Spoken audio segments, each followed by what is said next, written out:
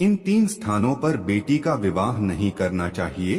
एक नमस्कार दोस्तों, आप सभी लोगों का बहुत बहुत स्वागत है हमारे YouTube चैनल पर। आज फिर से आप सभी लोगों की सेवा में उपस्थित हुए हैं एक बहुत ही ज्ञानवर्धक प्रसंग को लेकर, एक बहुत ही ज्ञानवर्धक जानकारी को लेकर के प्रिय मित्रों, आज मैं आपके लिए बहुत ही काम की जानकारी लेकर आया हूँ। आपसे निवेदन है कि वीडियो के अंत तक बने रहे। मित्रों, 3 स्थानों पर बेटी का विवाह नहीं करना चाहिए। 3 स्थान कौन कौन से हैं? हर माता पिता चाहता है कि उसकी बेटी अच्छे घर परिवार में जाए और सुखी जीवन व्यतीत करे। माँ बाप बेटी के लिए एक अच्छे घर वर की खोज करते हैं और सुखी संपन्न घर में बेटी का विवाह करके बड़े प्रसन्न होते हैं कि चलो, बेटी की ही अधिक चिंता थी क्योंकि उसी पराये घर जाना था। बेटी अच्छे घर में पहुंच गई, अब हमारी सारी चिंताएं दूर हो गई। बेटे की इतनी चिंता नहीं होती है क्योंकि बेटा तो जीवन भर अपने पास ही रहता है। पर मित्रों, बेटी को संपन्न घर में भेजने पर भी माँ बाप की चिंताएं कम नहीं होती। बेटी की ससुराल वालों की ओर से 1000 तरह की शिकायतें आ जाती है जो बेटी के पिता को चैन से सोने नहीं देते हैं। पिता की सारी उम्र बीत जाती है उन शिकायतों को सुनते सुनते। उन्हें पूरा करते करते कई बार तो दहेज के भूखे उन हैवानों की ओर से बेटियों को प्रताड़ित किया जाता है, वे उनके जान तक ले लेते हैं।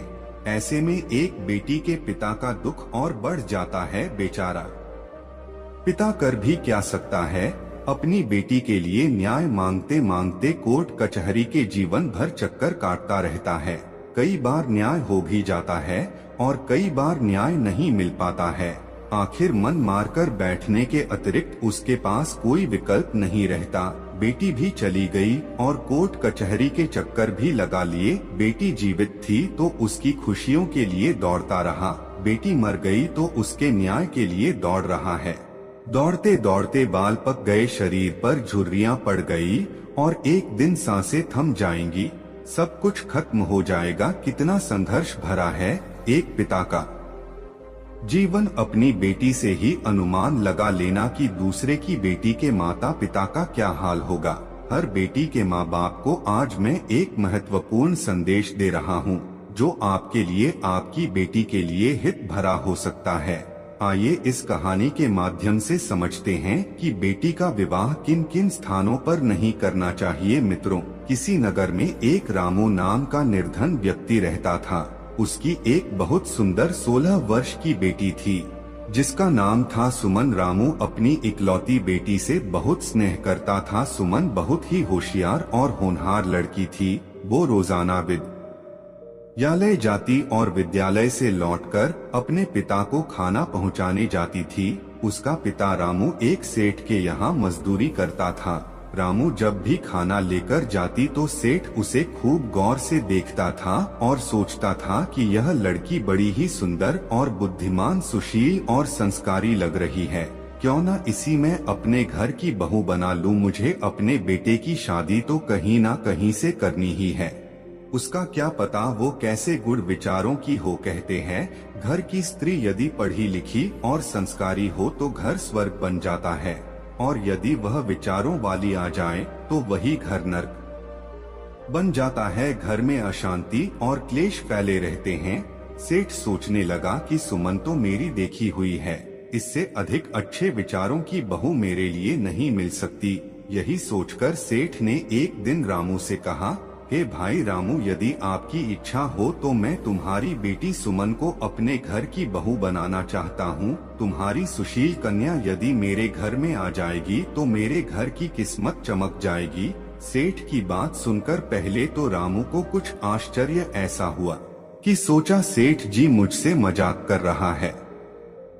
पर जब उसने देखा कि वास्तविक सेठ मेरी बेटी को अपने घर की बहू बनाना चाहता है तो वो हाथ जोड़कर खड़ा हो गया और कहने लगा, हे सेठ जी, मेरी बात का बुरा मत मानना। यदि मेरी बेटी तुम्हारे घर की बहू बन जाएगी तो इससे अच्छी मेरे लिए कोई बात नहीं होगी, परंतु मैं यह कहना चाहता हूँ कि क्या तुम्हारा और मेरा कोई मेल है?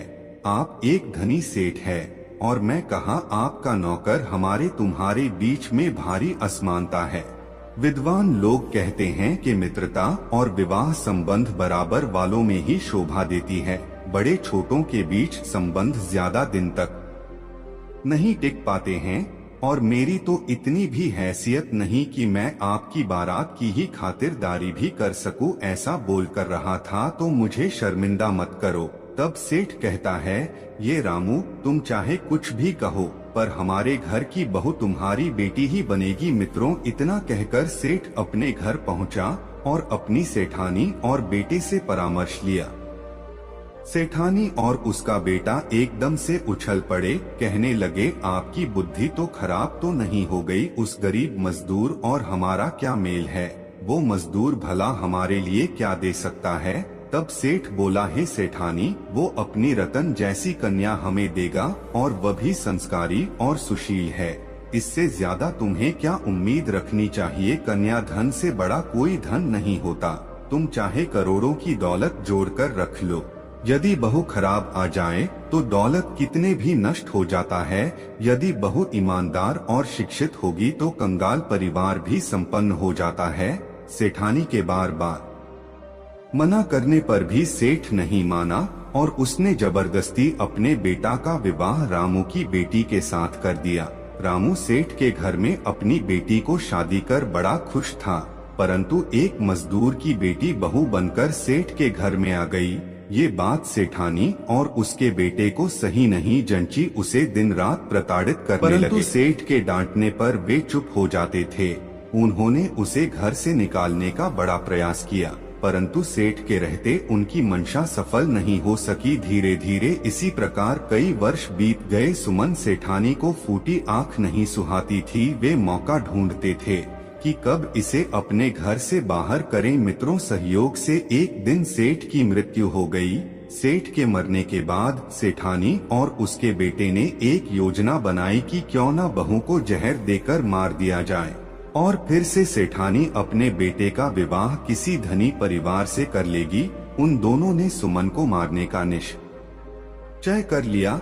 अब तो सेठानी सुमन से बड़ी मीठी मीठी बातें करने लगी, खूब प्रेम कराने लगी, जिससे कि उसके घर वालों को यह आभास न हो सेठानी ने अपने बेटे के साथ मिलकर मार दिया है। प्रिय बंधु, एक दिन सुमन से सेठानी ने कहा, बहू आज तुम बैठो, मैं तुम्हारे लिए भोजन बनाकर खिलाती हूँ। बताओ तुम्हें भोजन में सबसे अच्छी चीज क्या लगती है? तब सुमन ने अपने मनपसंद का भोजन बता दिया। उसकी सास ने भोजन तैयार किया और उस भोजन में जहर मिला दिया। बेचारी सुमन नहीं जानती थी कि सास की इस प्यार भरे व्यवहार में कोई दुष्टता छुपी हुई है। सुमन सास के द्वारा बनाए गए भोजन को खाकर सो गई। वह बेचारी सदा सदा के लिए सो चुकी थी।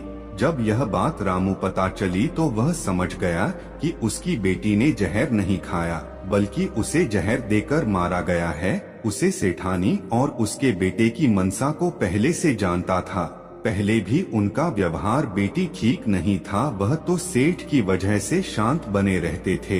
बेचारा रामू पुलिस के पास पहुंचा और बेटी की हत्या की बात कही, और सेठानी ने पहले ही पुलिस से सांठगांठ कर रही थी, इसलिए पुलिस ने आत्महत्या का केस बना दिया। बेचारा रामू ने बहुत दौड़ भाग किया, पर बेटी के हत्यारों को सजा नहीं दिला पाया। उसके पास इतना पैसा नहीं था वह बेटी के न्याय की लड़ाई लड़ सके, पर क्या करता, हारकर मजबूर होकर घर बैठ गया। उसकी बेटी के हत्यारे आज भी खुले घूम रहे थे। रामू अपनी करनी पर पछता रहा था कि यदि वह सेठ की बात मानकर बेटी का विवाह उसके घर में नहीं करता तो आज यह दिन देखना नहीं पड़ता। किसी ने सच कहा है कि 3 स्थानों पर बेटी का विवाह भूलकर भी नहीं करना चाहिए। नंबर 1, जहां दोनों पक्षों के बीच भारी असमानता हो, कन्या का पिता बहुत निर्धन हो और लड़का वाला अत्यंत धनी हो। दोनों के बीच यदि बराबरी ना हो तो ज्यादा ऊंच नीच भी ना हो। विवाह संपन्न और मित्रता हमेशा बराबर वालों में ही शोभा देते हैं।